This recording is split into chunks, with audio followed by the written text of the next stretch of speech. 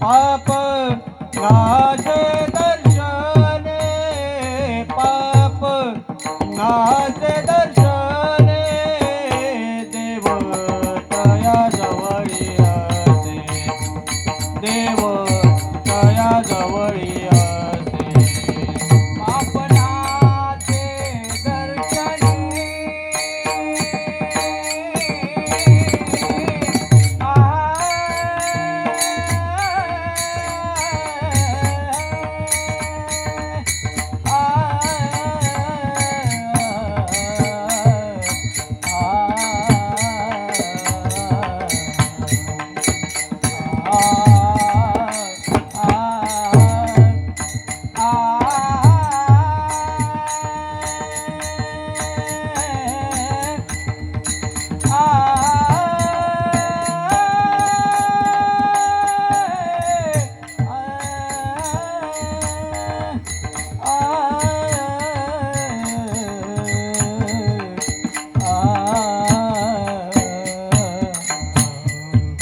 पाप नाचे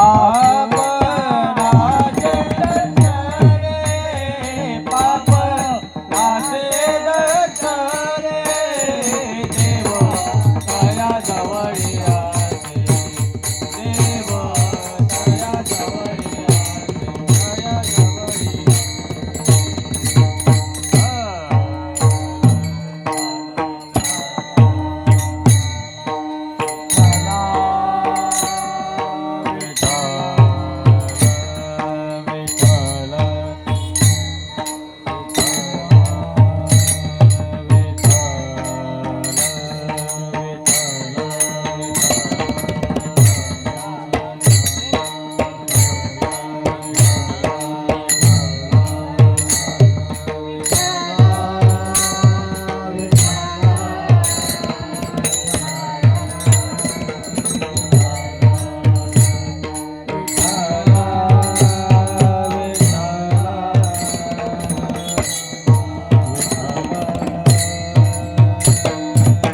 असे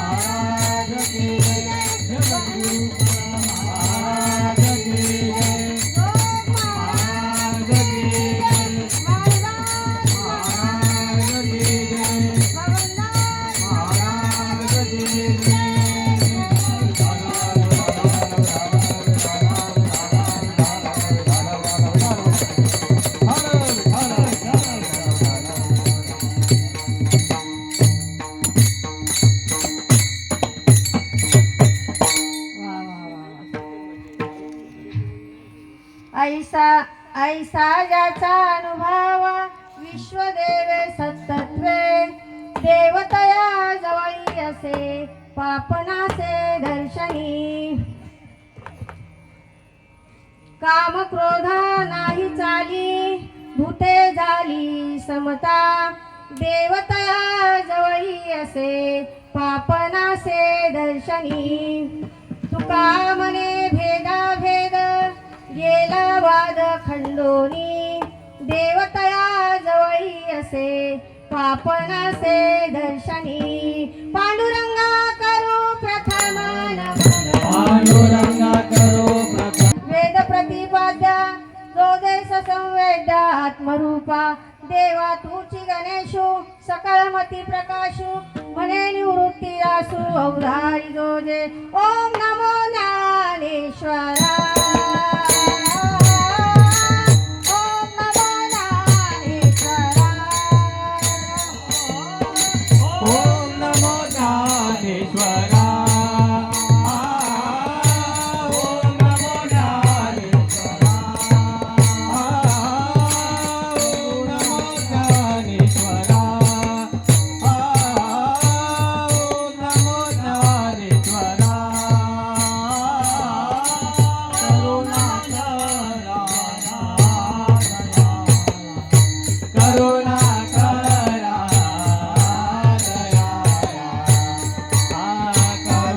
करा दयाळा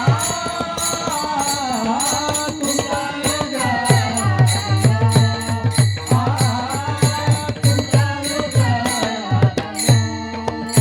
करुणा करा दयाळा करुणा करा दयाळा करुणा करा दयाळा तुमचा उद्धार करू पावन झालो चराचरी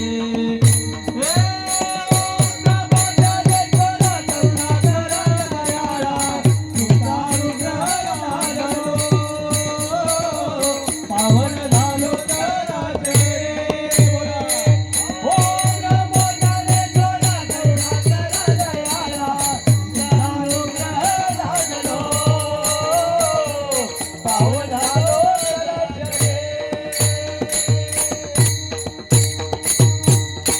ओम नमो ज्ञानेश्वरा करुणा करा दयाळा तुमचा अनुग्रह लादलो पावन झालो चराचरी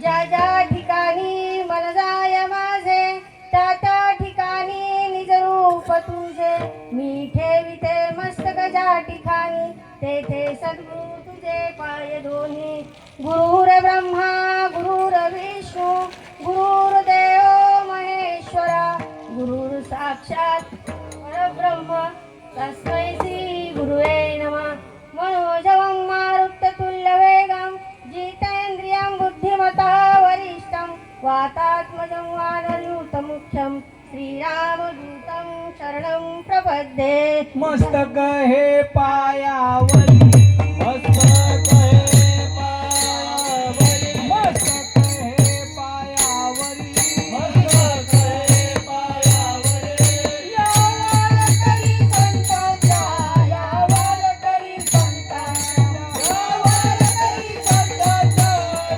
वारकरी संतांच्या या वारकरी संतांच्या या वारकरी संतांच्या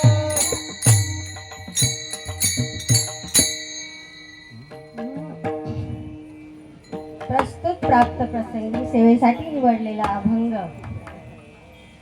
जगद्गुरु तुकोबाराय यांचा जगदवंदनीय जगद्गुरु देहू निवासी तुकोबाराय यांचा संतपर प्रकरणातील हा अभंग आहे.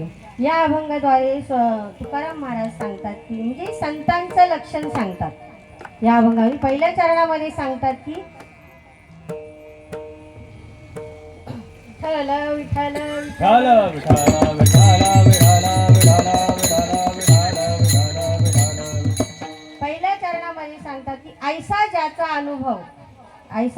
अनुभव विश्वदेव सत्तते म्हणजे आवाज हे होतो ना? इको जरा कमी करा सिस्टम वाले झोपाना काय काढू इको कमी करा आवाज घुमतोय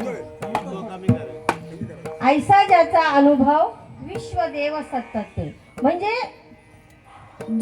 जे महापुरुष आहेत त्यांना हे विश्व नसून फक्त देवच दिसतंय म्हणजे ह्या विश्वामध्ये त्यांना फक्त देवच दिसतंय. हे पहिल्या चरण. दुसऱ्या चरणामध्ये सांगतात देव तया जवळ असे पाप नासे दर्शनी.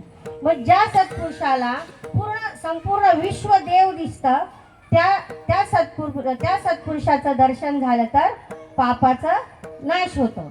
आणि तिसऱ्या चरणामध्ये सांगतात की काम क्रोधा नाही चाली भूते झाली समता. अशा सत्पुरुषाकडे म्हणजे या काम आणि क्रोध याचा काहीच म्हणजे चाल चालत नाही, याच्यावर कसलीही चाल चालत नाही. हे तिसऱ्या चरणामध्ये. आणि चौथ्या चरणामध्ये तुकोबाराय सांगतात की भेदाभेद तुका म्हणे भेदाभेद गेला वाद खंडोनी. म्हणजे आता त्या सत्पुरुषाला सर्व विश्वच जर देव दिसतंय तर त्याच्यामध्ये भेदाभेद राहतच नाही, म्हणजे सर्व भूते समान. हा अभंगाचा सरळ अर्थ. विठ्ठल विठाला विठाला विठाला विठाला विठाला विठाला. अभंगाला सुरुवात करण्यापूर्वी पर्याय देणं गरजेचं आहे. आज आपल्या श्री गुरु प्रतिष्ठान, श्री गुरु माऊली प्रतिष्ठान, श्री गुरु माऊली प्रतिष्ठान मकर संक्रांती व वीर माता जिजाऊ जयंती निमित्त अखंड हरिनाम सप्ताह श्री ज्ञानेश्वरी पारायण सोहळा हा आज ह्या दिवसाच्या तिसऱ्या दिवसाची माझी सेवा या पामराकडे मिळालेली आहे.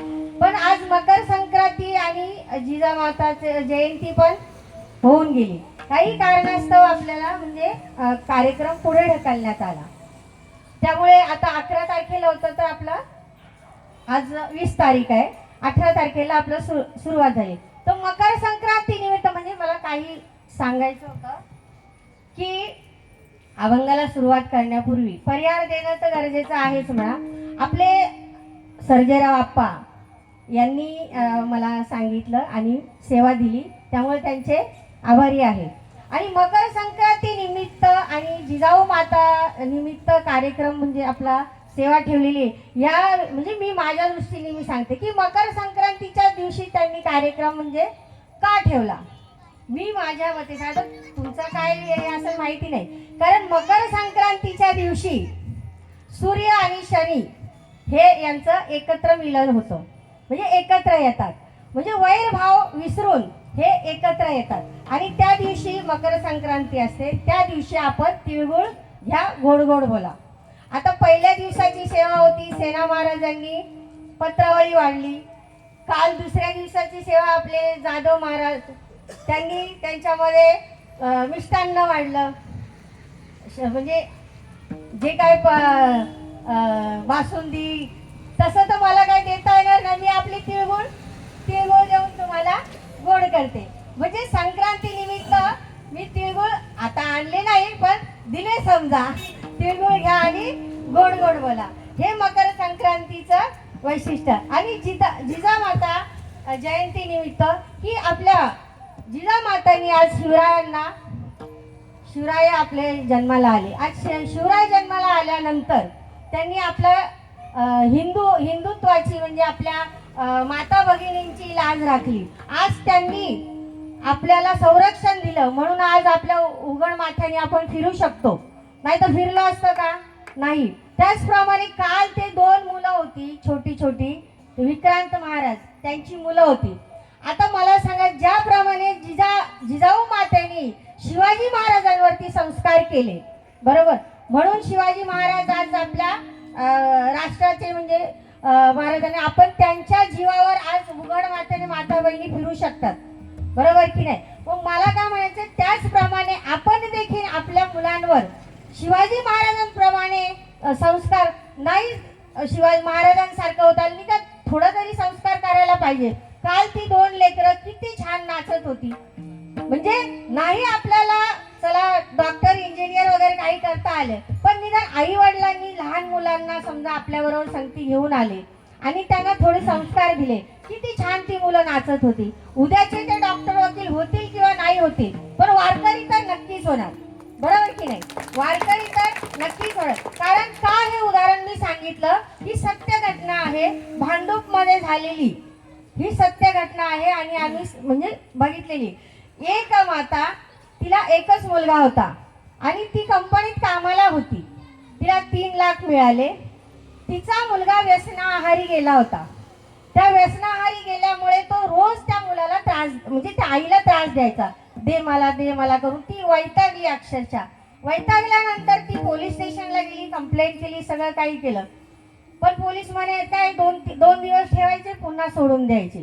सोडून दिल्यानंतर अक्षरशः ते पोलीसही कंटाळले. म्हणजे मला सांगायचा मुद्दा काय, आपण मुलांना लहानपणापासून जर संस्कार दिले तर ते आपल्याला पुढे उपयोगी येतात. त्या मुलाने काहीही कोणाचंही ऐकलं नाही, वकिलाकडे गेली, सगळीकडे गेली, पण त्या मातेने अक्षरशः कंटाळून त्या मुलाने इतका त्रास दिला आणि तिने शेवटी काही न ऐकता तिने तिचा देह संपवून टाकला. म्हणजे मला काय म्हणायचंय की काल त्या लेकरांना बघितलं की किती म्हणजे लहानपणापासूनच जर आपण त्या मुलांना संस्कार दिले तर उद्या आपल्यावर ही वेळ येणारच नाही. नाही डॉक्टर इंजिनियर होणार पण कम से कम वारकरी. नका तुळशीची माळ घाला नका घालू ते मत नाहीये, पण निदान चांगले संस्कार तरी आपल्या मुलांवर आपल्या आई वडील माता भगिनी. आता पुरुष वर्ग तर शक्यतो नसतो घरी, पण माता मावल्यांनी शक्यतो आत्ताची ती काळाची गरज आहे की आपल्या मुलांना संस्कार देणं, हिंदुत्वाची जाणीव करून देणं आणि माता मावल्यांकडे किंवा आपल्या सर्वांकडे कशा दृष्टीने बघणं हे आपण त्या मुलांना देणं गरजेचं आहे. आणि आज आपले टाळकरी सर्व आपले उत्तम महाराज, माझे मोठे बंधू भांगरे महाराज, आज मला इथे का असं बोला वाटलं की आज मी जसं मी माझ्या माहेरीच आले, कारण हे सगळे माझे माहेरचे मंडळी आहेत आणि मला म्हणजे असं काही वाटतच नाही की मी परक्या ठिकाणी आले. आज मी माझ्या माहेरीच आल्यासारखी वाटलं, म्हणून मी माझ्या मनातलं तुम्हाला सांगितलं. आणि आज सर्जेराव बाप्पा असतील, विनेकरी बाबा असतील, मृदुंग, या सगळ्यांना माझा दंडवत आणि तुम्ही श्रोता वर्गांना देखील माझा दंडवत. विठ्ठल विठाला विठाला विठाला विठाला विठाला विठाला विठाला विठाला विठाला. आता आपण अभंगाकडे वळू, कारण जे मला महत्वाचं सांगायचं होतं ते मी सांगितलं. ऐसा ज्याचा अनुभव विश्वदेव सत्तत्वे. मग ऐसा म्हणजे कैसा, मग कसला अनुभव. मग ते तुकोबारायांनी सांगितलं की ऐसा अनुभव म्हणजे त्या महापुरुषाचा कसला असा अनुभव आलाय की त्याला विश्वदेव. मग तसा प्रत्येकाला कोणता ना कोणता अनुभव येत असतो. आता मृदुंग वादक आहे त्यांना वाजवण्याचा अनुभव आहे, आमचे उत्तम महाराज आहेत त्यांना गायनाचा अनुभव, म्हणजे प्रत्येकाला कसला ना कसला अनुभव हा असतो. आपणही संसारामध्ये अनेक अनुभव आपल्याला आलेले आहेत, पण हे अनुभव गरजेचे आहेत का. हे अनुभव आपण घेतल्यानंतर आपल्याला विश्वदेव दिसेल का, नाही दिसणार. कारण आपण आपली पूजा अर्चा फक्त मंदिरापुरती मर्यादित असते. मंदिरात गेलो देवदर्शन केलं की झालं, मंदिराच्या बाहेर आलो की देव कुठे आणि आपण कुठे. मग यासाठी मग आपल्याला विश्वदेव सत्तत्वे म्हणजे त्या महापुरुषाचं लक्षण काय, मग त्या महापुरुषांनी काय केलं तर ते आपल्याला विश्वदेव दिसेल. मग त्यासाठी आपल्याला सद्गुरूशी शरण जावं लागेल. जे सद्गुरूंनी जे आपल्याला जे वचन दिलेलं असतं, सद्गुरूंनी वचन दिलेलं असतं, त्या वचनावर जर एकनिष्ठ राहिलो आपण तर आपणही त्या म्हणजे त्या लेवलला आपण जाऊ शकतो. पण आपण जातो का, नाही जात. अर्जुनाने श्रीकृष्णांना विचारलं की देवा अनुभव म्हणजे काय, अनुभव म्हणजे कसा काय कसं. आता कृष्ण तर ते देव होते पण अर्जुनाला मित्रासारखे होते. तो देव म्हणून बघतच नव्हता अर्जुन कृष्णाला, कारण आत्याचा मुलगा म्हटल्यानंतर तो. पण मग त्यांनी विचार अनुभव म्हणजे काय, तेव्हा श्रीकृष्णाने सांगितलं अरे अनुभव म्हणजे जोपर्यंत तुला सद्गुरू म्हणजे सद्गुरू कृपा होत नाही तोपर्यंत तुला ह्या गोष्टीचा अनुभव येणार नाही. आता चांगदेव देखील चांगदेवांना तर या सिद्धी प्राप्ती झाली होती, बरोबर की नाही, सिद्धी प्राप्त झालेली चांगदेवाला. पण ह्याचा अनुभव होता का, नाही. तो अनुभव कोणी आणून दिला, मुक्ताबाईंनी. म्हणजे जेव्हा त्यांनी मुक्ताबाईला शरण गेले तेव्हा त्यांना तो अनुभव आला. त्याप्रमाणे आपण देखील सद्गुरूला शरण गेलं तर आपल्याला देखील अनुभव येऊ शकतो. दुसरं लक्षण असं की काल वाल्या कोळ्याचं उदाहरण दिलं महाराजांनी. वाल्या कोळ्यांनी देखील अनेक पाप केले पण म्हणजे त्यालाही अनुभव यातलं काहीच नव्हतं, कारण आपल्यासारखं साधारण असल्यामुळे आपण साधारण माणसं आहेत. आपल्याला अनुभवाची गरज म्हणजे कशी की आता साधं उदाहरण द्यायचं झालं तर एक विनोद म्हणून नाही सांगत, एक पैलवान होता पैलवान होता आणि तो कोल्हापूरला म्हणजे तो पहिलं हे करायला आखाड्यात म्हणजे हे करायला चाललेला पैलवान. तो त्या ट्रकमध्ये बसला. ट्रकवाल्यांनी त्याला नेलं. ट्रकवाल्यांनी नेल्यानंतर तो काही काळ चालत गेल्यानंतर म्हणजे आणि एका ठिकाणी चहा प्यायला ते उतरले. चहा प्यायला उतरल्यानंतर त्यांनी या पैलवानीने बघितलं ते घेर टाकायचं असतं त्याला घेर टाकायचं असतं. त्यांनी ते बघितलेलं असतं की हा ड्रायव्हर सारखा घेर हे करतोय. हा नक्की काय प्रकार आहे त्याला काही कळेना. मग तो ड्रायव्हर चहा प्यायला गेला. चहा पिऊन आल्यानंतर तो चहा प्यायला गेल्यानंतर हा पैलवान काय करतो म्हणजे हा सारखा हे करतो त्याला कदाचित हे उचकत नसेल. त्यांनी काय केलं तर घेतलं आणि ते उचकून टाकलं आणि गेला त्यांच्याबरोबर चहा प्यायला. चहा प्यायला गेला तिकडनं तो ड्रायव्हर आला. तो आपला काळी पैलवानच होता आपल्या प्रशांत महाराजांसारखा. आणि ते आल्यानंतर म्हणजे आता आल्यानंतर ड्रायव्हर पहिला काय करतो ते स्टेरिंग हे बघत असतो. गेअरच बघत असतो. त्याने बघितलं तर इकडे तिकडे शोधतोय घेर गेला कुठे. तेव्हा तो पैलवान आला आणि म्हणतो अहो तुमचं काम मी हलकं केलं. म्हणे काय म्हणे तुम्ही ते सारखे उपसत होते ते मी उपटूनच टाकलं म्हणे. अरे बाबा म्हणे आता ते जर तू काढून टाकलं तर आता गाडी जाणार कशी. म्हणजे मला काय सांगायचं आहे की त्याला त्याचा अनुभवच नाही ना. त्याला त्याच्या पैलवानगिरीचा अनुभव होता. मग तसं त्याप्रमाणे ऐसा ज्याचा अनुभव म्हणजे ज्याला जो अनुभव आहे तोच तो सांगणार ना. आता कोणती गोष्ट आता देव आहे की नाही आता ही दाखवण्याची गोष्ट आहे का नाही. जोपर्यंत आपण अनुभव घेत नाही तोपर्यंत आपण दाखवू शकत नाही. आता गुरुवचनावरती आपण निष्ठा ठेवली गुरु आपण साधनं काही गोष्टी केल्या तरच आपला ते दिसेल ना की देव दिसण्यासारखं आहे. म्हणजे गुरुनी आपल्या बीज मंत्र जो कानामध्ये दिलेला आहे. जसा शेतकरी बी पेरतो शेतामध्ये आणि तो बी पेरल्यानंतर त्याला पाणी ते काय मशागत वगैरे नाही केली तर ते धान्य येईल का नाही येणार बरोबर. तसं गुरुनी आपल्याला जो बीज मंत्र दिलेला आहे तो जर आपण त्याची जर मशागतच नाही केली तर आपल्याला अनुभव येणार कशी. सोहम स्वरूपाची ओळख होणार कशी बरोबर की नाही. सोहम तुका म्हणे स्वरूप सांगतो आता सोहम रूप सांगतो आता सोहम स्वरूप सांगतो आता सोहम रूप सांगतो आता मन करी एकाग्रता ब्रह्म विष्णू महेश्वर ब्रह्म विष्णू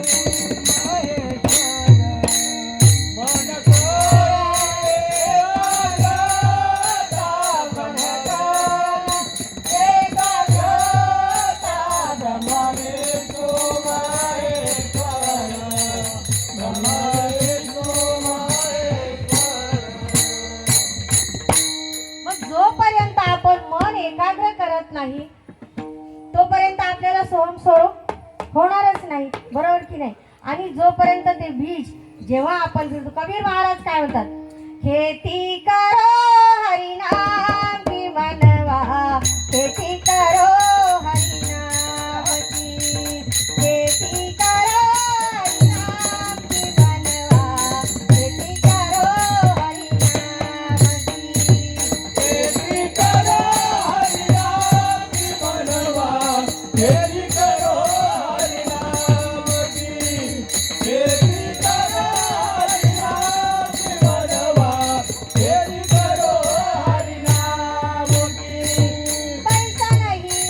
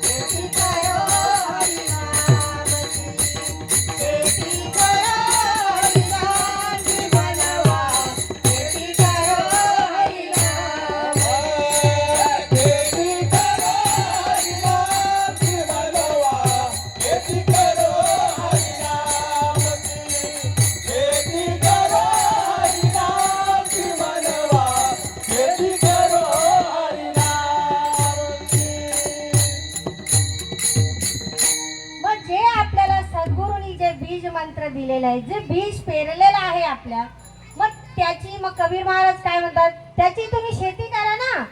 मग ती शेती कशी करायची, त्याला पैसा लागतो का? पैसा अडका काही लागत नाही, फक्त तुम्हाला नामस्मरण करायचं आहे, तेही आपण करू शकत नाही. मग ऐसा ज्याचा अनुभव, मग कसं येणार तुम्हाला अनुभव, बरोबर की नाही? मग जोपर्यंत आपण ते गुरुनी दिलेलं बीज, जोपर्यंत आपण ते बीज आपल्या मनामध्ये ते हे रुजत नाही, जर रुजल्याशिवाय त्याला अंकुर येत नाही, त्याशिवाय तो परिपूर्ण होणारच नाही, बरोबर की नाही? मग आपण गुरुवरती निष्ठा, गुरुवचनावरती जोपर्यंत निष्ठा ठेवत नाही, ऐसा ज्याचा अनुभव त्या सत्पुरुषाने गुरुचरणी ठेविता भाव, गुरुचरणी ठेविता भाव, गुरुचरणी ठेविता भाव, गुरुचरणी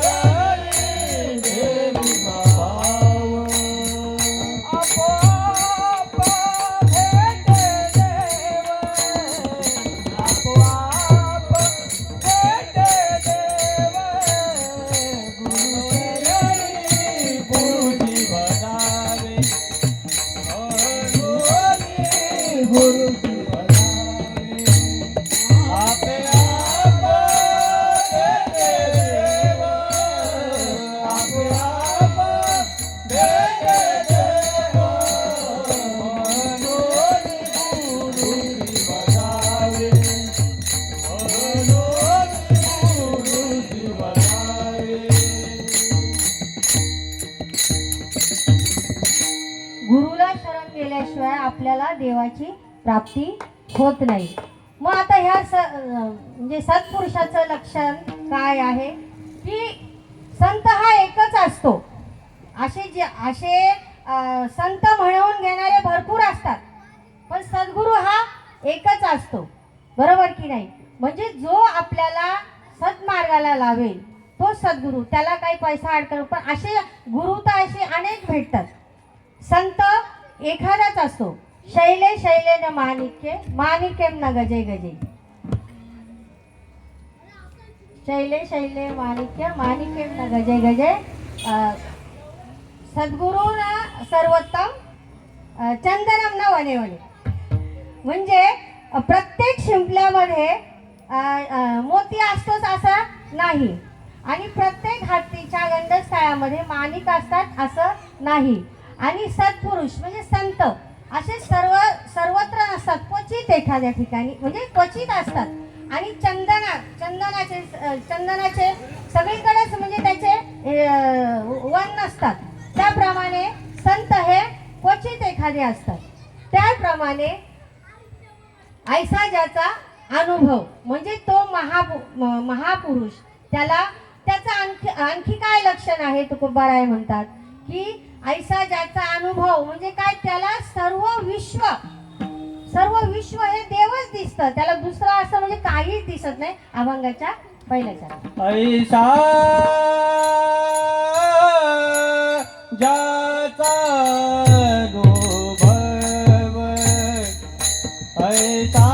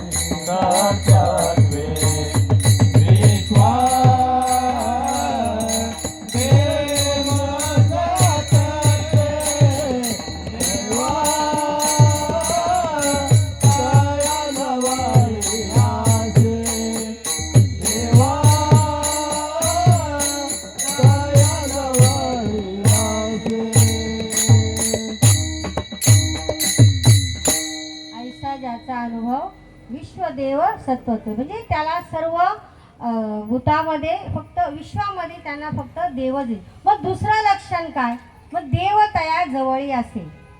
म्हणजे आता त्या सत्पुरुषाला विश्वच देव दिसतं, मग देव तर त्याच्याच जवळ असणार ना, देव कुणाजवळ असणार? असे काही म्हणजे अनेक जण असे काही विचारतात जे विज्ञान म्हणजे सायन्स वगैरे जे केलेले आहेत त्यांचा देवावरती विश्वास नाही आहे. ते म्हणतात कसलं देव कसला आणि काय कसलं, दिसतो का देव? नाही दिसत. मग देव नाही दिसत मग दाखवा. पण देव तर आहे ना, आता आहे तर आपण मानतो म्हणजे आहेच, मग आहे मग दाखवा. काही असे जरा माथे फिरू असतात ते बोलतात की मग तुमचा देव आहे मग दाखवा. देव आहे मग आता तो दाखवायचा कसा? मग अशांना मग असं दाखवायचं. आता हा माईक आहे, आता मी बोलते याच्यातला आवाज येतो पण दिसतो का? नाही दिसत, नाही दिसत ना. किंवा दुसरं उदाहरण झालं, आता दूध आहे, दुधामध्ये आपण ते ताक करतो, लोणी करतो, मग ते दिसतं का आपल्याला? लोणी तूप वगैरे दिसतं का? नाही दिसत. पण तरीही त्या लोकांना समजावून सांगितलं तर ऐकत नाही. मग त्याला असं सांगावं लागतं की बाळा तुला देव बघायचा आहे ना, मग एक काम कर, आता ह्या माईक मध्ये किंवा लाईटीला हात लाव. लाईट दिसते का? तर म्हणतो हो दिसतंय. मग लाईट दिसते, त्याच्या आतली वीज दिसते का? तर म्हणे नाही दिसत. मग तुला बघायचीच आहे का? तर म्हणतो हो. मग म्हणजे त्या होल्डर मध्ये हात घाल म्हणजे तुला दिसेल. म्हणजे त्याला तो हात घातल्यानंतर मग त्याला तो साक्षात्कार होतो जो व्हायचा. म्हणजे असं काहींचे म्हणजे कसं, पण मग देव आहे. मग देव आहे तर तो कुणाजवळ आहे? ऐसा ज्याचा अनुभव, म्हणजे त्याला देव दिसतो. आता आपण त्या पात्रतेचे नाही म्हणून आपल्याला दिसत नाही, आपल्यालाही दिसू शकतो, कारण आपण त्या पात्रतापर्यंत गेलो की आपल्यालाही दिसेल. त्याप्रमाणे आता उदाहरण द्यायचं झालं तर नारद मुनी म्हणायला लागले. नारद मुनी देवाला म्हणाले, देवा तुम्हाला समजा आता आम्ही दर्शनाला यायचं झालं तर कुठे यायचं? तुमचं नक्की ठिकाण काय? तुमचा पत्ता तरी सांगा. देव म्हणे, अरे जिथे माझं भजन चाललेलं असतं तिथे तिथे माझे भक्त गाती जेथे, नारदामी उभा तेथे, नारदामी उभा तेथे, नारदामी उभा तेथे, माझे भक्त गाती जेथे, नारदामी उभा तेथे, नारदामी उभा तेथे, नारदामी उभा तेथे. अरे नारदा, जिथे माझे भक्त भजन गातात तिथेच मी आहे. मी वैकुंठात नाही, मी सूर्याच्या सूर्यबिंबामध्ये पण नाही आणि योग्याच्या ध्यानीमध्ये पण नाहीये. पण मी कुठे असतो? मी जिथे माझे भक्त जिथे नामस्मरण करतात तिथे तू मला शोधत शोधत ये, मी तिथे बरोबर सापडेल. काय झालं, एकदा एक आजीबाई होत्या. तर आजीबाई काय म्हणजे यात्रा होती, त्या यात्रेमध्ये आजीबाई गेल्या. आता पूर्वी ते छोटी एक डब्बी असायची, तिला छोटासा आरसा असायचा, बरोबर. तर त्या आजीबाई यात्रेमध्ये जत्रेमध्ये गेल्या. जत्रा आणि यात्रा यात फरक आहे. त्या जत्रेमध्ये गेल्या आणि ते तिथे आरशाचं म्हणजे दर्पण म्हणतात, आरशाची दुकान होते. तर ते मोठा आरसा त्यांनी पहिल्यांदाच पाहिला. म्हणे बाळा हे काय आहे? तर म्हणे मोठा आरसा आहे. तर म्हणे याची किंमत काय? म्हणे 1000 रुपये. याच्यापेक्षा छोटा तर म्हणे 500 रुपये, त्याच्यापेक्षा कमी तर 250, त्याच्याही पेक्षा गेला तर म्हणे 50 रुपये. म्हणजे अशी छोटी डबी होती. तर ती आजी म्हणे ती डब्बी घेतली, तिला छोटासा आरसा होता, तिने पाहिलं. तर म्हणे अरे ह्या आरशामध्ये तर काही दिसतच नाही. म्हणे पूर्वी मी घेतलेला तर त्याच्यामध्ये किती छान म्हणजे माझा चेहरा दिसत होता आणि क्लिअर. तर म्हणे तू फसवतो की काय? म्हणे मी म्हातारी म्हणून मला फसवतो की काय? एवढे 50 रुपये एवढीशा डब्बीचे आणि माझा चेहरा कसा दिसतोय बघ म्हणे याच्यामध्ये चांगला. तेव्हा मी घेतलेला तर किती चांगला दिसत होता चेहरा. तर तो दुकानवाला म्हणतो, माऊली नाही म्हटला तो, म्हणे म्हातारे तेव्हा तू तरुण तरुण होती म्हणून तुझा चेहरा सुंदर दिसत होता. आता तू म्हातारी आहे तर तुला आता कसं काय सुंदर दिसल? बरोबर की नाही? म्हणजे एखाद्याला माहिती, आंधळ्यासमोर समजा आरसा दिला त्याला कळेल का? नाही कळणार. त्याप्रमाणे देव आहे हे एखाद्याने मान्य केलंच नाही तर त्याला सांगण्यात अर्थच नाही ना. बहिऱ्यासमोर समजा आपण गायलं तर त्याला कळेल का? नाही. क्रोधी अविश्वासी त्याची बोध कैसा, त्याची बोध कैसा. क्रोधी अविश्वासी त्याची बोध कैसा, त्याची बोध कैसा. हा क्रोधी अविश्वासी त्याची बोध कैसा, त्याची बोध कैसा. क्रोधी अविश्वासी त्याची बोध कैसा, त्याची बोध कैसा. हा व्यर्थ परिवाचा, व्यर्थ पुलिवाचा शिनवू नये. व्यर्थ पुलिवाचा, व्यर्थ पुलिवाचा शिनवू नये. म्हणजे एखाद्याला जर पटलंच नाही तर आपण ते म्हणतात ना, गाढवा पुढे गायली गीता, कालचा गोंधळ बरा होता. म्हणजे देव आहेत असे काही काही मान्यच करत नाही की नाही म्हणे देव नाहीच आहे, नाहीच आहे, असं नाही ना. देव आहे पण आपण अभागी आहे. आपण अभागी आहेत, आपल्याला ते दिसत नाही. जर आपण प्रयत्न केला तर आपल्याला दिसू शकत नाही का? दिसू शकतो ना. आता वाल्या कोळी इतका म्हणजे किती पाप केले त्यांनी, पण तरी तो नारद, आता सर्वांना काल तर सगळ्यांनी ऐकलेलंच आहे, सगळ्यांना ज्ञात आहे. मग त्यांनी इतकं पाप करून सुद्धा संत दर्शनाचा लाभ झाला आणि त्याचा उद्धार झाला. आणि त्यांनीच वाल्याचा वाल्मिक झाला. त्यांनी जर संतांच्या याच्यावर निष्ठेवरती विश्वास ठेवला नसता, वाल्याचा वाल्मिक झाला असता का? नाही. आज वाल्मिक ऋषींनी जे लिहिलं तेच रामायणात सगळं सांगितलं ना. म्हणजे जसं वाल्मिकांनी लिहिलं तसंच रामायण घडत गेलं. त्याप्रमाणे देव आहे.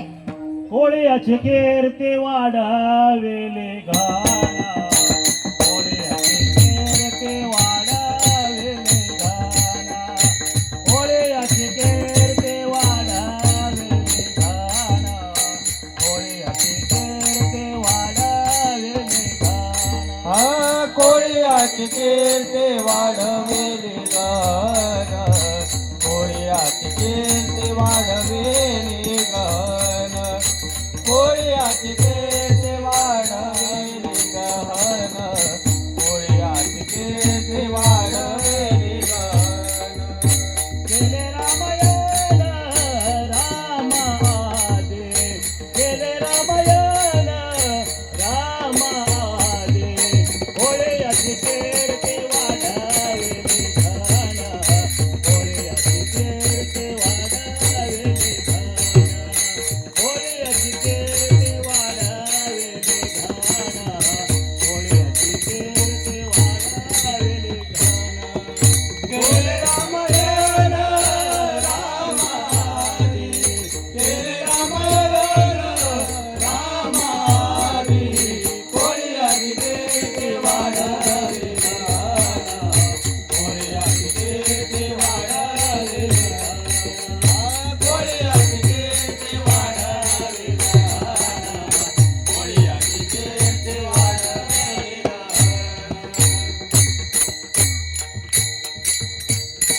म्हणजे वाल्या कोळ्याचा वाल्मिक ऋषी झाला.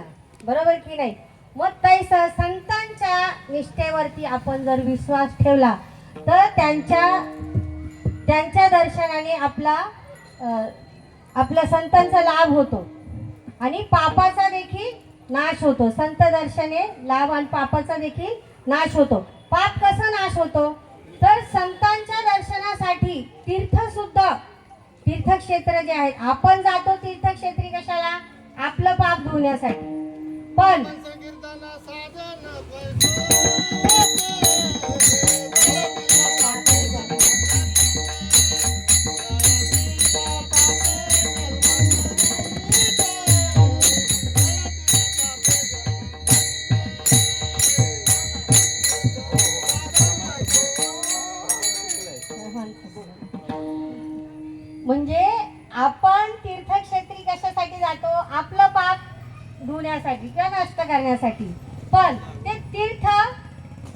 स्वतः संतांच्या तीर्थे पर्व काळ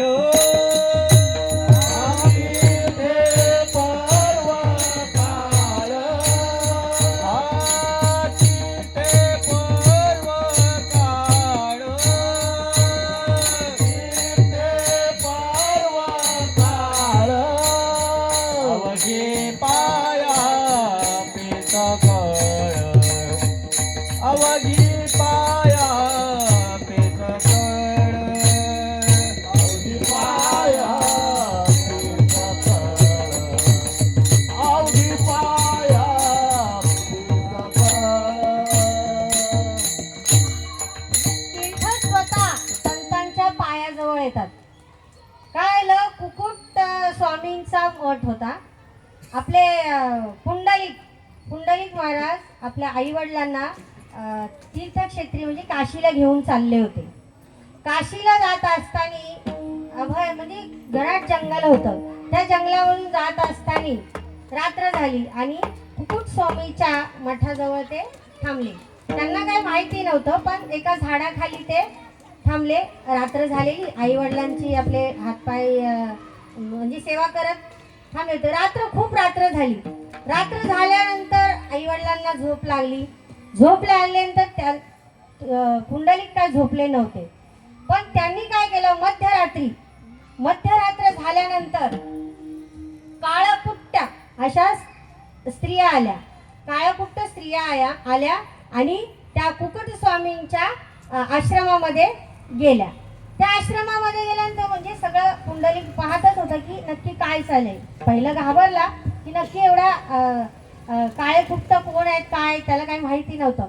मग त्या कुकुट स्वामींच्या आश्रमात गेल्यानंतर थोड्या वेळाने आल्यानंतर त्या एकदम स्वच्छ पांढऱ्या शुभ्र होऊन बाहेर आल्यानंतर मग पुंडलिकाने त्यांना विचारलं की म्हणजे नक्की कोण आहात तुम्ही आणि आतमध्ये तुम्ही कशासाठी गेले आणि आतमध्ये म्हणजे कोण महाराज आहेत. तेव्हा त्यांनी सगळं सांगितलं की बाकी सगळी लोक तीर्थक्षेत्री येतात त्यांचं पाप धुण्यासाठी, पण आमचं पाप धुण्यासाठी आम्ही संतांचं दर्शन घेतो. त्यांचं दर्शन घेतल्यानं आमचं पाप नाहीसं होतं. या अभंगाचं देवतया जवळी असे देवतया जवळी असे हो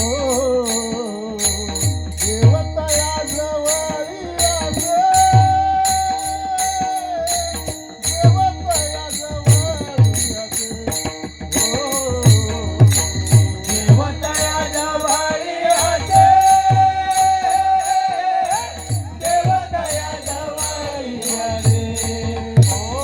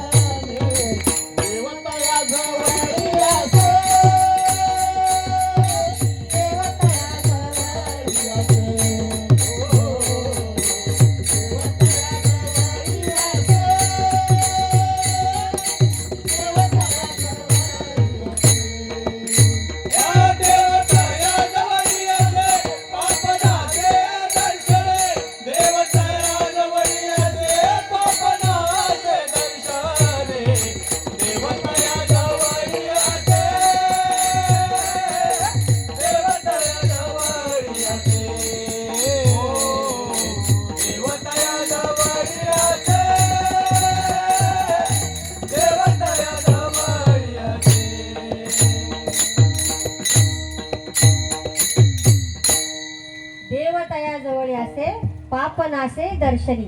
म्हणजे असे संतांना आपण कधीही ओळखू शकले नाही. आता तुकोबारायांचंच बघा ना, किती त्रास त्यांना दिला, किती त्रास दिला. जेव्हा म्हणजे होते त्यावेळेस इतकं पिडलं असं त्यांचं म्हणजे एकनिष्ठ होते ते. विठ्ठल विठ्ठल विठ्ठल, बस त्यांना जळी स्थळी काष्टी भाषांनी सगळीकडे विठ्ठल विठ्ठल विठ्ठलच दिसत होते. बरोबर आहे. भक्त प्रल्हाद घ्या, भक्त प्रल्हादाचे देखील आता त्याच्या वडिलांनी भक्त प्रल्हादाच्या वडिलांनी देखील म्हणजे देवाचं नावच घ्यायचं नाही असं सांगितलेलं.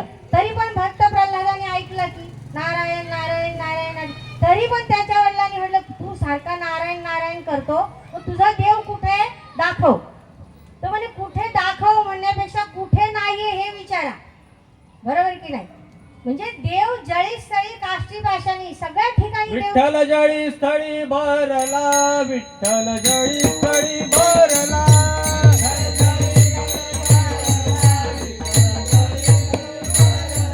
रीता ठाव नाही उरला, रीता ठाव नाही उरला.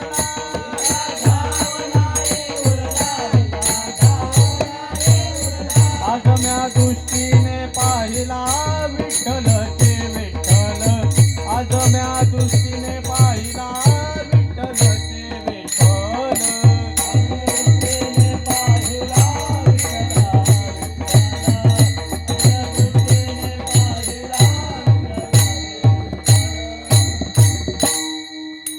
म्हणजे देव हा जळी स्थळी काष्टी भाषांनी सगळीकडे देव हा चराचरामध्ये भरलेला आहे.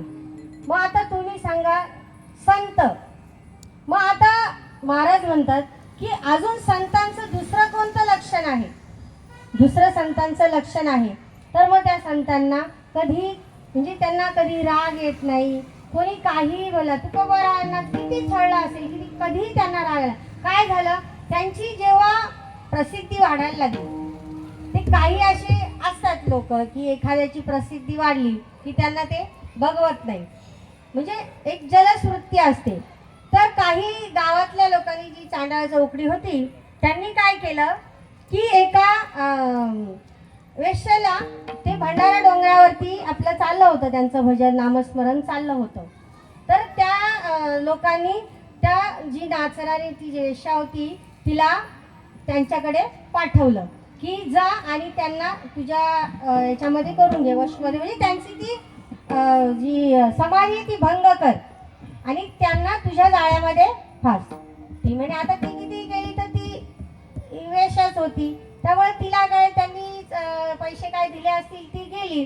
गेल्यानंतर मग ती तुकोबारायांना म्हणजे नाही ती तऱ्हा हे करून नाचायला लागली वगैरे सगळं करून म्हणजे त्यांचं मन विचलित करीत होती. पण त्यांनी तसं काहीही केलं नाही. त्यांनी उलट तिला म्हटलं की नाही हो तू माते न करी जायत आम्ही विष्णुदास कैसे नो हे, आम्ही विष्णुदास कैसे नो हे. नाही हो तू माते न करी जायत आम्ही विष्णुदास कैसे नो हे, आम्ही विष्णुदास कैसे नो हे. तुकोबाराय तिला म्हणाले माते तू काही असा प्रयत्न करू नको, आम्ही विष्णुनाथ तसे नाही आहेत. म्हणजे त्यांच्यावरती त्याचा काहीही परिणाम झालेला नाही. म्हणजे काम क्रोध हे त्यांच्यामध्ये संतांमध्ये त्याची चालत नाही, काम क्रोधाची. मग काम किंवा क्रोध ह्याच्यामध्ये लोप पण आला.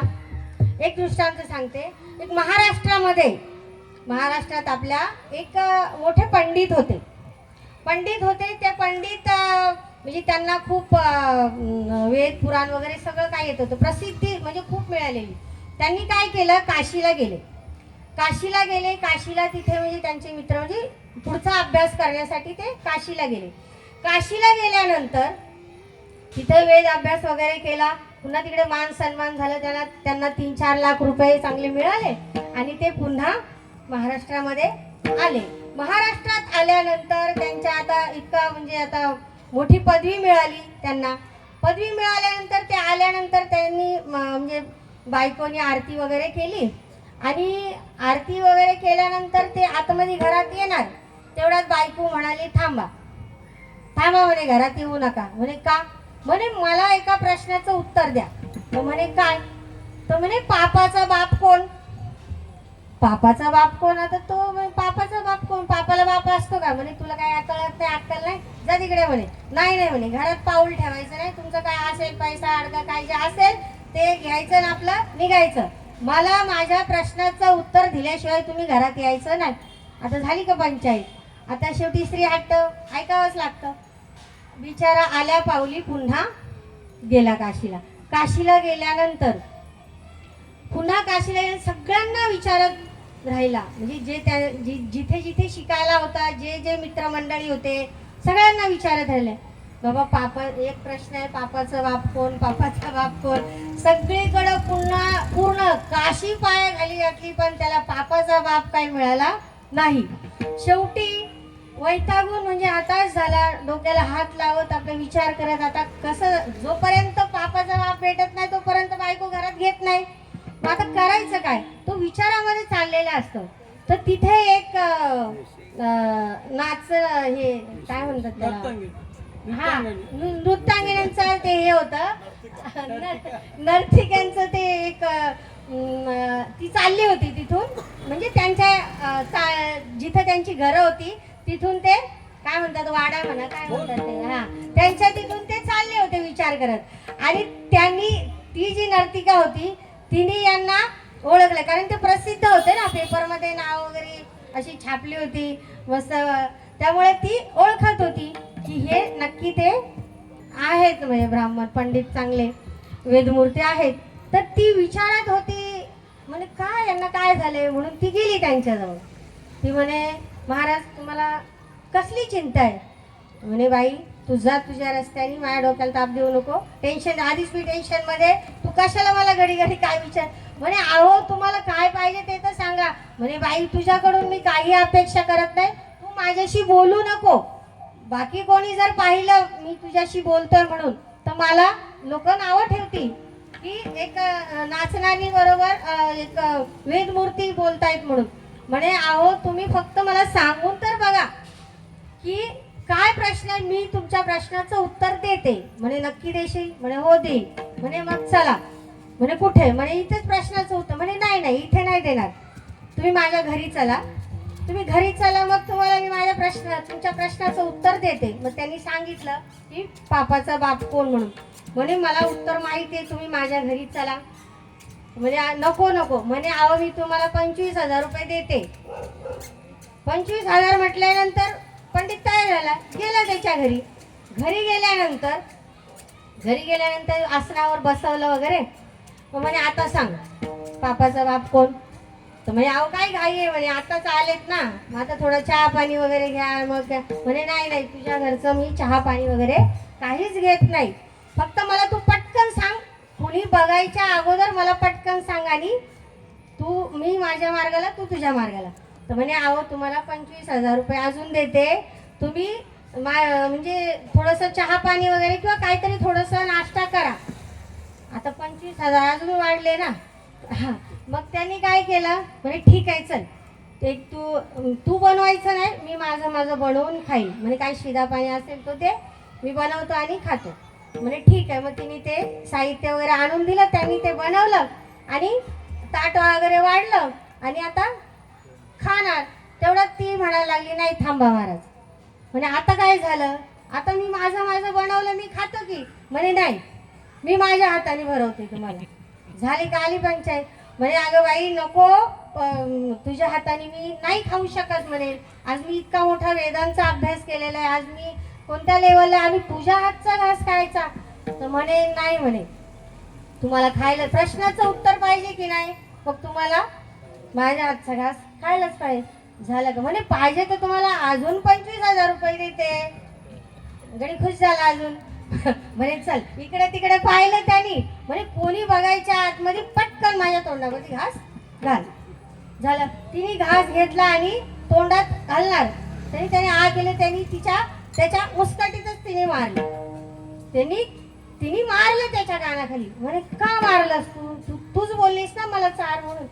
म्हणे आहो हेच तुमच्या प्रश्नाचं उत्तर आहे. आशा हीच आई लोभासे बाप आशा हीच आई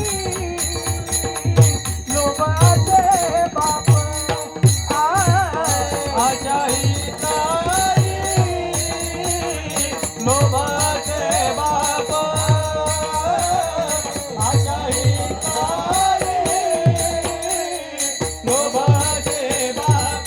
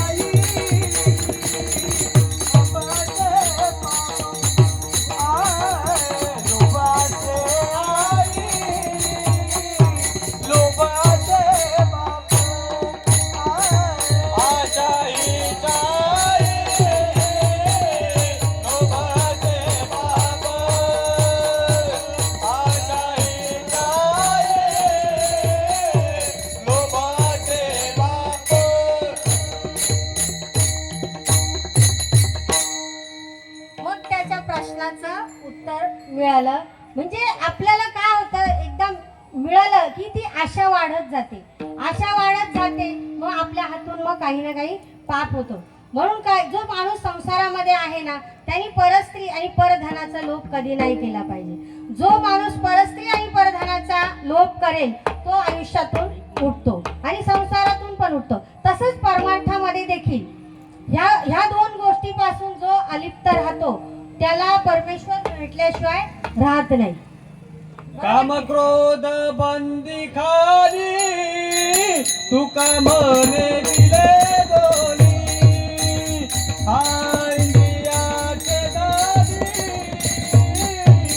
आम्ही झालो गोसावी. बंदी खाली तुका मने दिले दोनी इंद्रियाचे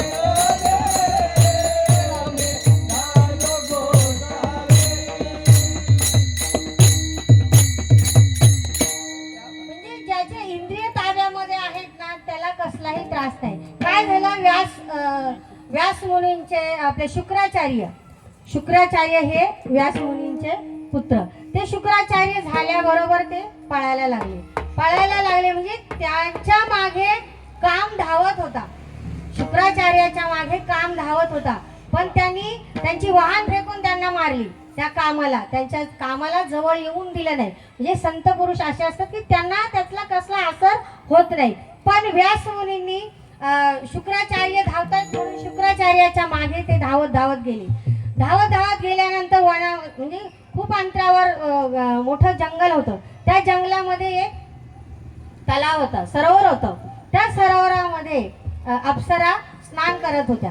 त्या अप्सरा स्नान करत होत्या म्हणजे आता लग्नावस्थेमध्ये अप्सरा स्नान करत होत्या. पण काय झालं, शुक्राचार्य तिथून गेले. त्या अप्सरा लाजल्या नाही कारण शुक्राचार्यामध्ये काम नव्हता. कामापासून त्या अलिप्त होते. काम नाही काम नाही काम नाही काम नाही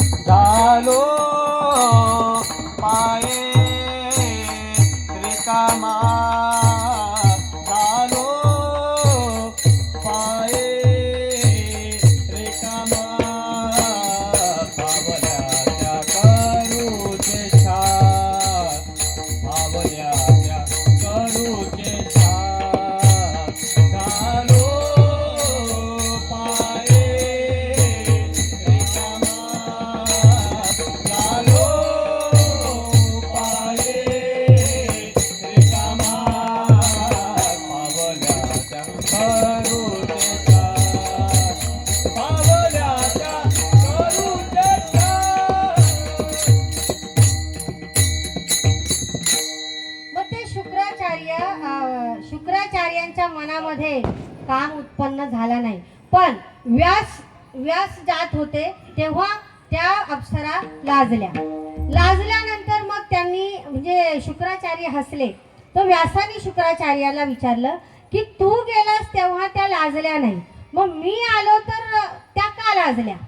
तेव्हा शुक्राचार्य म्हणाले की मला प्रश्न विचारण्यापेक्षा तुम्ही त्यांनाच विचारा, कारण त्यांचं म्हणणं होतं की मी वयाने वयस्कर आहे, मोठा आहे, तर मला बघून त्यांनी म्हणजे मी वडिलांसारखा आहे, तर मला बघून त्यांनी लाजायला नको होतं. पण तो तर तरुण होता तरी पण त्या लाजल्या नाही. तेव्हा त्यांनी प्रश्न विचारला की तुम्ही असं म्हणजे का केलं? तेव्हा त्या अप्सरांनी सांगितलं की शुक्राचार्य हे काम म्हणजे त्यांच्यामध्ये काम नाहीये, पण तुमच्यामध्ये काम आहे, म्हणून आम्हाला ते लाजावं लागलं. म्हणजे संतांमध्ये काम आणि क्रोध, एकदा काम उत्पन्न झाला की क्रोध आणि लोभ उत्पन्न होतो. मग ह्या गोष्टी संतांमध्ये काम क्रोध लोभ निमाले काहीच. काम क्रोध लोभ निमाले काहीच. हा काम क्रोध लोभ निमाले काहीच. काम क्रोध लोभ निमाले काहीच.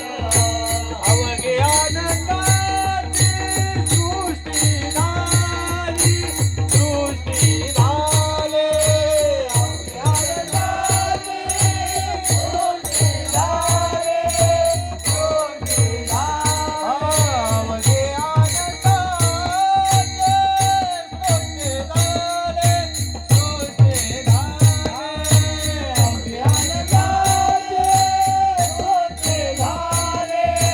सृष्टी झाले काम क्रोध लोभ निमाले काहीच. काम क्रोध लोभ निमाले काहीच.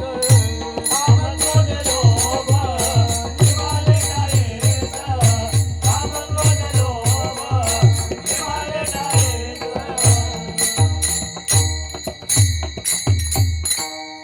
मग ऐसा ज्याचा अनुभव, मग असा जो सत्पुरुष आहे त्याच्यामध्ये काम क्रोध याला म्हणजे त्यांच्यावरती चाल होतच नाही. आता यौवन आपल्या नाथांवरती यौवनाने किती वेळा थुंकला असेल, पण त्यांना कधी राग आलाच नाही, कधीच नाही. मग ह्या सगळ्या गोष्टीवर नियंत्रण ठेवणं, तर मग या संतांवर जे खरे संत असतात त्यांना काम क्रोध आणि याचे काही म्हणजे चालच करत नाही. या अभंगाच्या तिसऱ्याच्या काम क्रोध नाही चाले.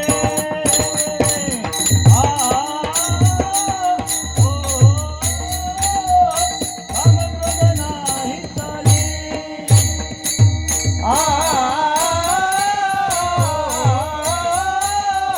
काम क्रोध नाही चाले.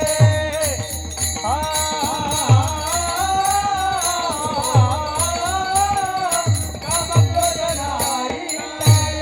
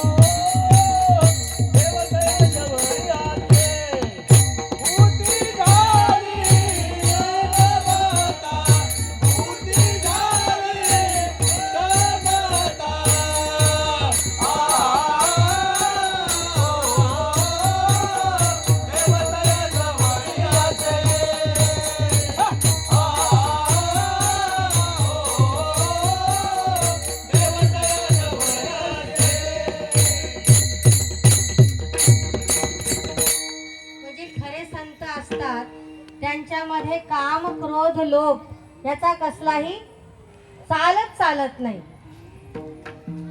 यापासून ते अलिप्त असतात. मग देव तयाजवळ असे. मग असे जे खरे संत असतात तेची संत तेची संत संत तेची संत तेची संत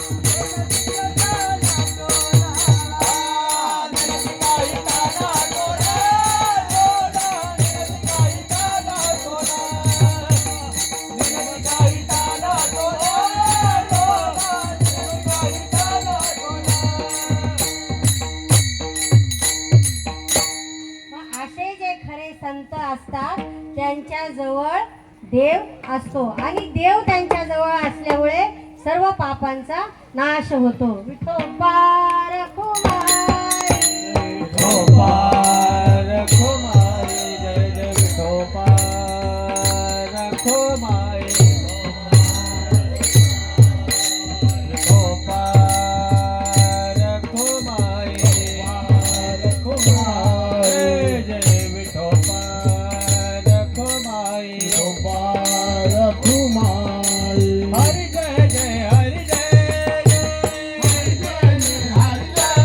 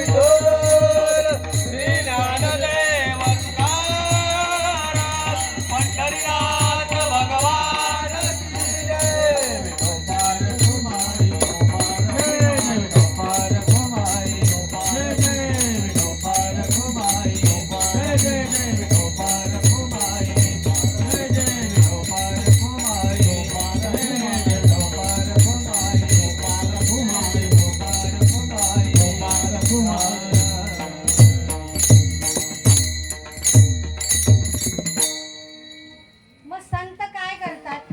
संतांचं लक्षण काय की त्यांचं एकच चित्त, फक्त भजन. मग ते भजन म्हणजे कशा सगळ्यामध्ये ते आपल्या देवाला कांदा मुळा भाजी या सगळ्यामध्ये ते देवाला पाहत असतात. नाचू कीर्तनाचे रंगी, नाचू कीर्तनाचे रंगी, नाचू कीर्तनाचे रंगी, नाचू कीर्तनाचे रंगी,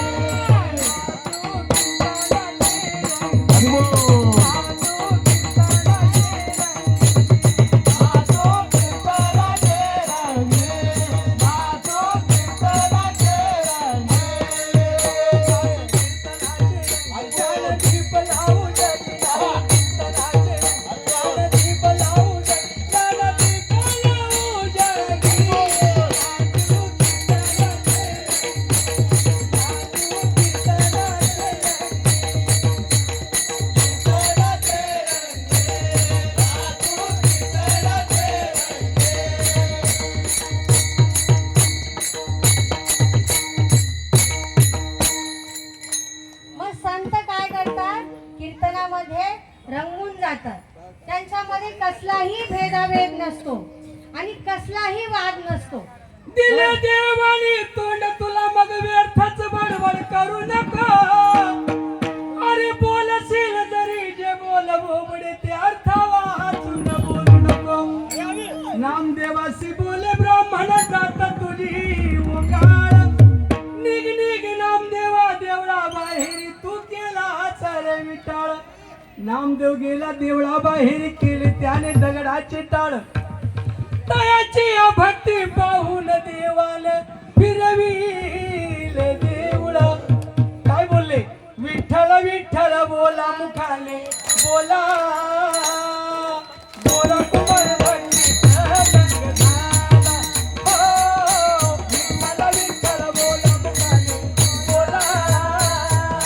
बोला कुमार भक्तीचा रंग झाला. हो, विठ्ठल विठ्ठल मुखाने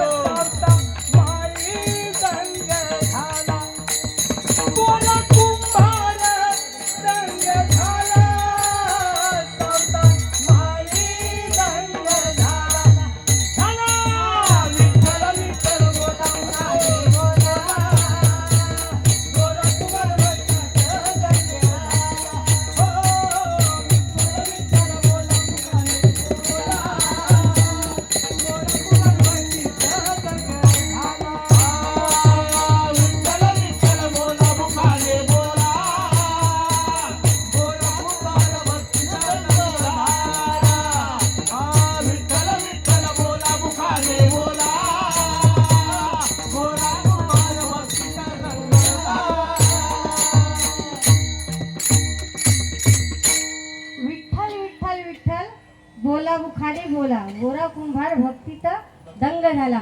मग गोरा कुंभार किती दंग झाले होते माहितीये, की त्यांना भानही नव्हतं की आपण माती तुडवतोय. त्या माती तुडवता तुडवता आपलं बाळ देखील त्याच्यामध्ये इतका दंग झाला होता. बरोबर की नाही? म्हणजे जे खरे संत असतात ना, त्यांना कसलाही भान नसतो, भेदाभेद नसतो आणि कसला वादही नसतो. सगळा वाद हा खंडून गेलेला असतो. हे अभंगाच्या तुका भाने भेद भेद, तुका म्हणे भेद भेद, तुका म्हणे भेद भेद, तुका म्हणे भेद भेद, म्हणे भेद भेद, म्हणे भेद भेद.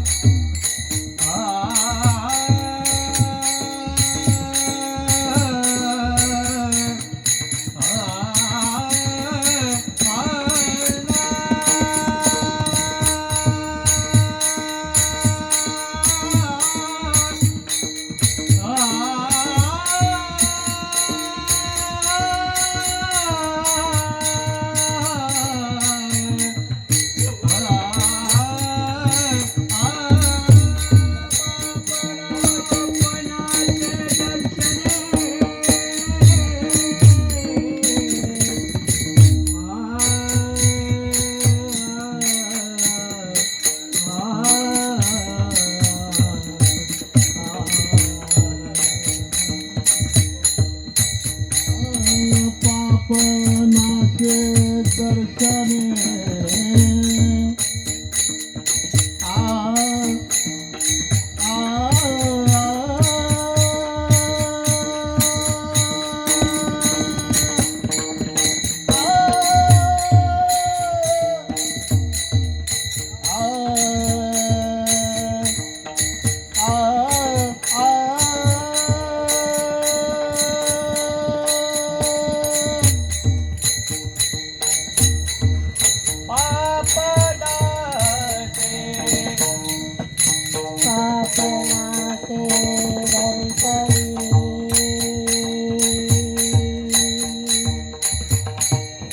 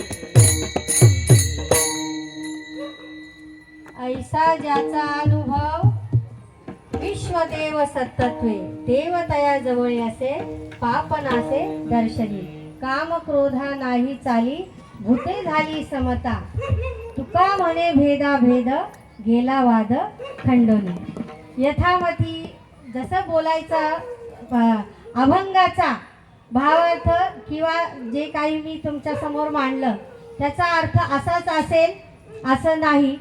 जे काही म्हणजे चांगलं असेल ते माझ्या सद्गुरूचं किंवा माझ्या पांडुरंगाचं असं समजा आणि जे काय वांगलं म्हणजे चुकीचं काल जसे बाबा बोलले चुकीचं असेल ते माझ्या पदरामध्ये टाका आणि जे तुम्ही श्रोतेदारांनी शांतपणाने ऐकून घेतलं आणि जे काही चुकलं असेल तर मला माफ करा क्षमा. मी तुमच्या लहान मुलीसारखीच आहे त्यामुळे सेवेला पूर्ण विराम देते.